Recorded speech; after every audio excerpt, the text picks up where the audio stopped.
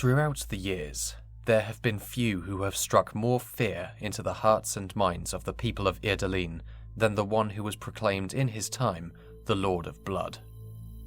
Seregoth was the name he gave himself at the height of his power, but what his name was when he was born, who he was born to, even where he was born, all of these things have been lost. Or perhaps they were purposefully obfuscated by Seregoth himself. After all, the less people knew about him, the more intimidating he could make himself. But I'm getting ahead of myself. This tale begins in the West, in the second millennium of the Second Age. Humanity had spread and settled in Toor, with many living with the other peoples in the lands of Idalin.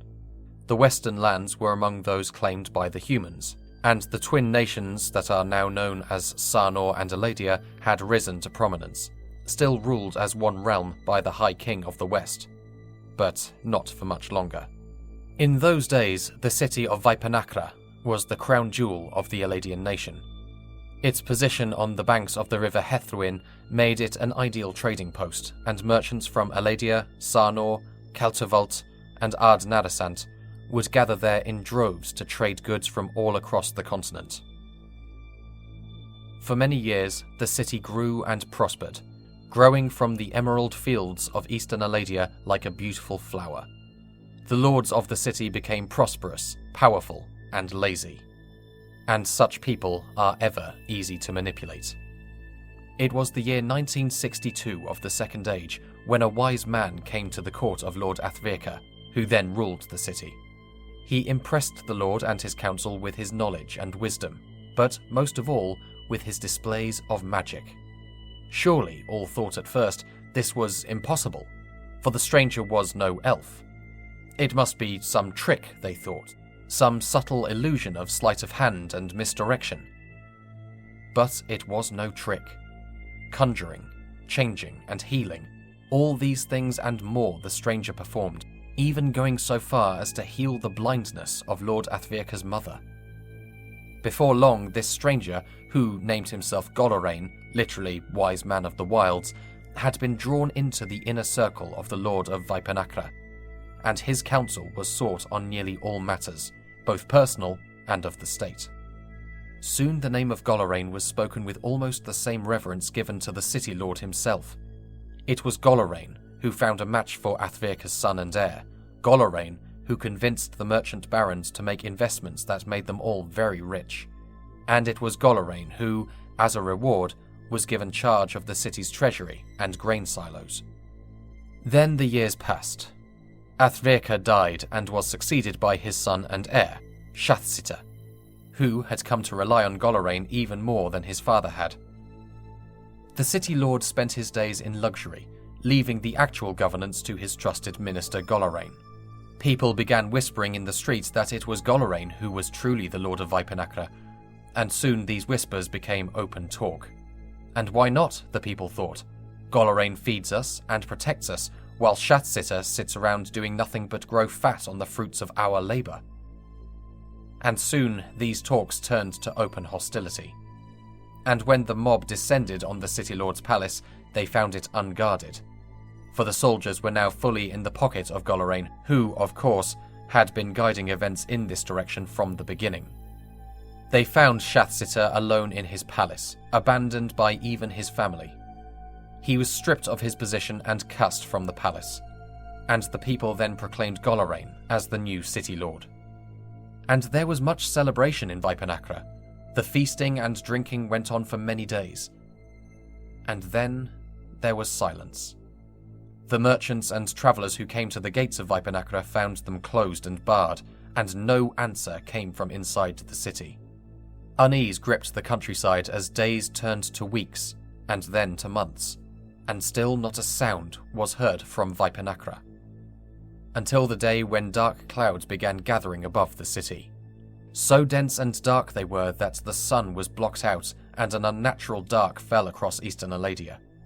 And only then did the gates of Vaipanakra open, and an army robed in black marched out, carrying crimson banners and chanting the true name of their lord, Seregoth. This army moved quickly and tirelessly, fearing nothing but the sun, It did not take long for the rest of Idalene to realise what this was, especially when Seregoth cast aside the glamour he had worn since he had first arrived in Vipanacra to reveal his true form. A high-blood vampire, ancient and terrible in his power. And behind the closed gates of Vipanacra, the ancient vampire had made a feast of the city and had raised it again in his service.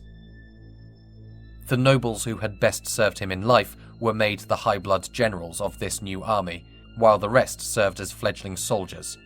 Rabid thirsters, those who had lost their minds to the process, ran ahead of the army as war dogs, while the rest marched together into the west, to make all Aledia what Seregoth had made of Vipanacra.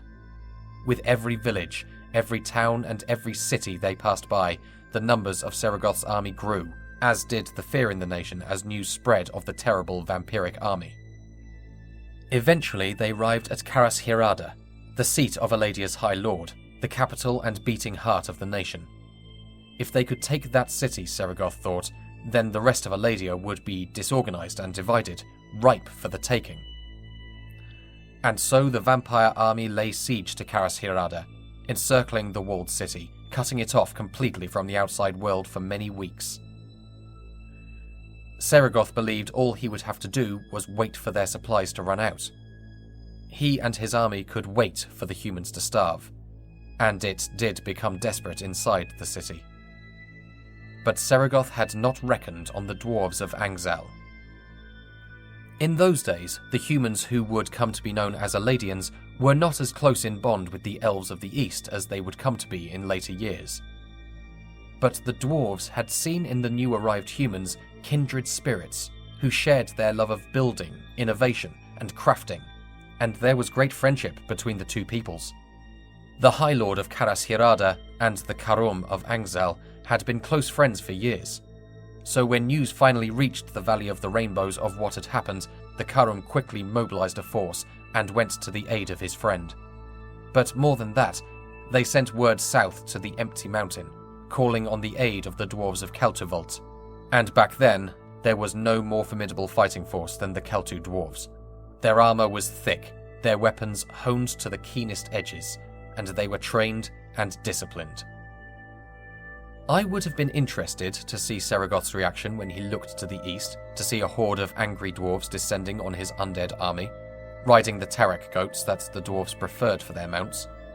The dwarves fell screaming on the vampire army like the fury of a god, and seeing their allies charging gave the people of the city hope, and so they sallied out from the city to join the dwarves in the fighting. This was not enough to defeat Seregoth, of course. Vampires are harder to kill than that, but it was enough to force him to retreat. He and his army fled far to the north, abandoning Vipanacra, which was razed by the vengeful humans. The ruins of it still stand to this day, and are generally held to be haunted. It was long ago renamed Nishanakra, the City of Night. So the years passed, centuries, millennia, and a full age of Toor, and the name Seregoth became nothing but a figure of scary stories, told in the Westlands with many doubting he had ever really existed. Were such a thing the case. For Seregoth had found a new home in the northern lands of Norboran. He ever preferred to work his art on humans. Death comes easily to them, and they are far more numerous than the other short-lived people. Since humans had first arrived in Norboran, they had lived the lives of peaceful nomads, travelling the tundra in tribes, following their horse herds. By the middle years of the first millennium of the Third Age, word had reached the other lands of one who called himself the Xiangun, the Lord of Battle, who had unified the tribes under his rule and had built a capital at a place called Barankot.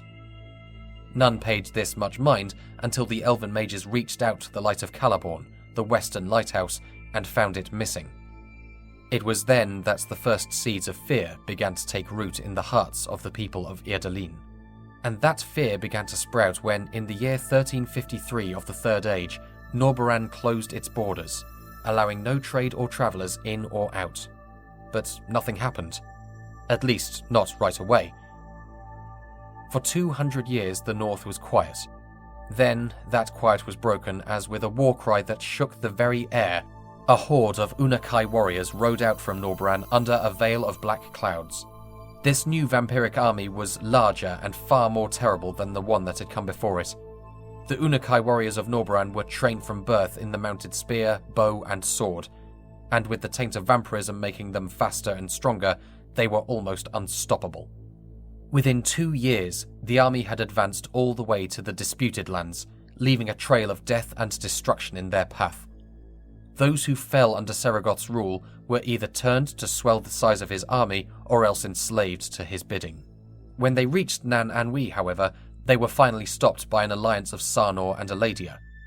Though the two nations had separated, they were not yet so fundamentally divided that they would not join together against a common enemy. And with the aid of Cavenvolt and the elves of Pale Harbour, they became a significant stumbling block for the vampire army. It is said that this caused Seregoth great anger, as he had been hoping to push all the way to the south so that he might reach and seize Cavenvolt, and so gain possession of their famous machines and engineers, and turn them to making weapons of war for him. But it was not to be. So, with this front established, the vampire army turned east, across the Ekorodrim, into Weisskrag. Seregoth's army were less successful in this advance, frustrated by the dwarves of the Grey Hills and the Orodar elves of the South Downs. South of Ekorodrim, however, the High Bloods generals Brunkiono and Kimile led their forces all the way to the Nara Sea, where the elves of Naralin were hard-pressed to hold them back. The reign of Seregoth was finally brought to an end by the Hermit of Aledia, who is better remembered as the Wanderer. He and his companion, Temelin the Urion, by stealth travelled north to Barankot, and there confronted Seregoth face to face. By all accounts, the Hermit used no weapon in this confrontation. No weapon, and no magic. So how Seregoth was finally laid low, I can't say. But laid low he was, and when the tyrant finally lay dead, his army lost its strength.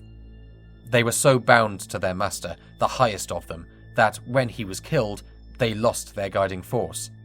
And so the vampire army that had terrorized the lands of Idalene for many years fell apart and began to be pushed back and slaughtered by those they had until recently viewed as no more than cattle.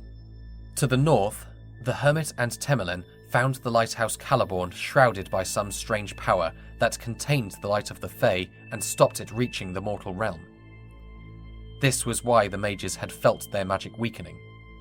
And it was the sword of Temelin that cut this shroud and released the light once again.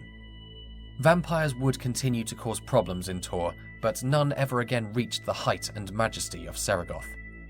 He was the highest, the most powerful of them. It is not known why no vampire has ever been as powerful as him, though some theorize that the taint of vampirism has grown weaker through the ages, watered down through its transmission of person to person, and Seregoth was, in fact, far older than any believed, from the days when vampirism first began in Toor. But of these things, we shall talk another time. Quest of Ruin is distributed by Scroll and Dagger under a Creative Commons Attribution Non-Commercial Share-alike 4.0 international license. Today's episode was written and performed by Gareth Cadogan. For more information, visit scrollanddagger.com.